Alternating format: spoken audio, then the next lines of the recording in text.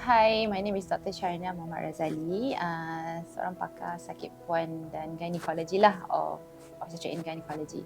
So I've been doing this for more than 15 years. Kenapa saya nak jadi pakar ONG is because saya suka tengok, to see the joy in the parents' face when the baby is being born. I'm a generalist, so I do deliver babies, and I also do surgery for gynecological conditions.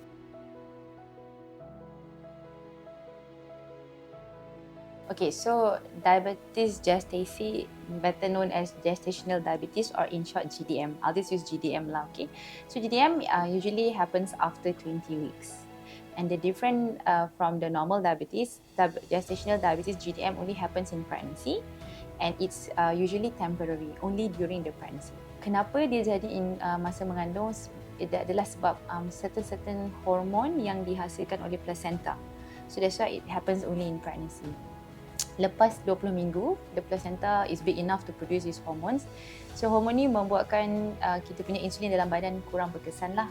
So it's a situation where the insulin is a bit resistant. So that's why these moms, after 20 weeks, they have temporary diabetes lah, or what we call GDM.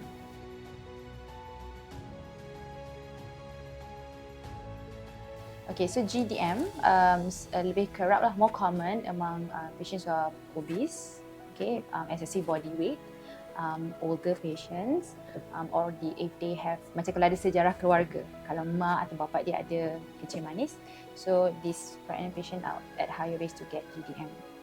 Besides that, they are also at high risk kalau macam dia pernah ada PCOS atau pernah ada borderline diabetes sebelum ni, then yes, they also at higher risk lah.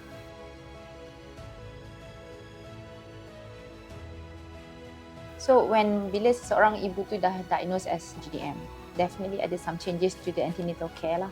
Dia mungkin kena jumpa doktor lebih kerap, and then kena pengawalan penyakit tu is kena monitor dia punya paras gula dalam badan.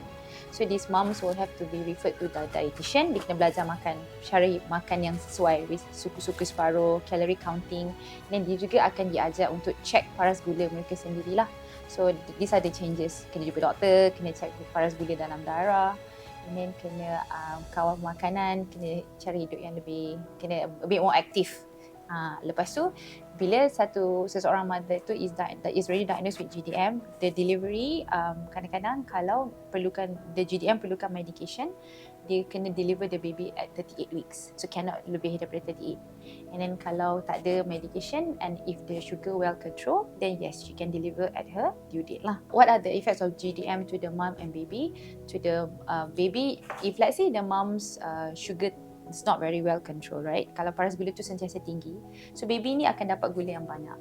So they have the tendency to become very big, what we call macrosomic baby. So because sugars are building block. Yeah, so dia jadi besar and then this mom ada risiko melahirkan baby yang besar lah.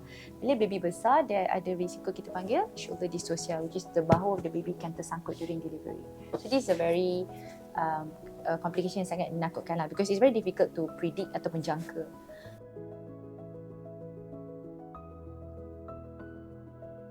Kadang-kadang GDM tak ada symptoms, because untuk diabetes biasa, selalunya patient akan complain mudah haus, macam mulut kering, kerap kencing.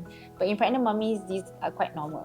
They can have this sometimes. So that is why in Malaysia, semua wanita yang mengandung disarankan menjalani test lah, it's called the MGTT, to diagnose for this GDM.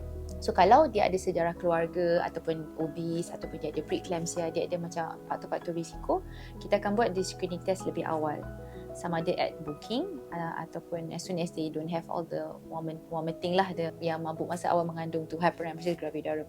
But if let's say they don't have any risk factor, maybe kita boleh buat lambat sikit. And if let's say the first test is normal, kita still kena repeat minggu ke-24 hingga minggu ke-28.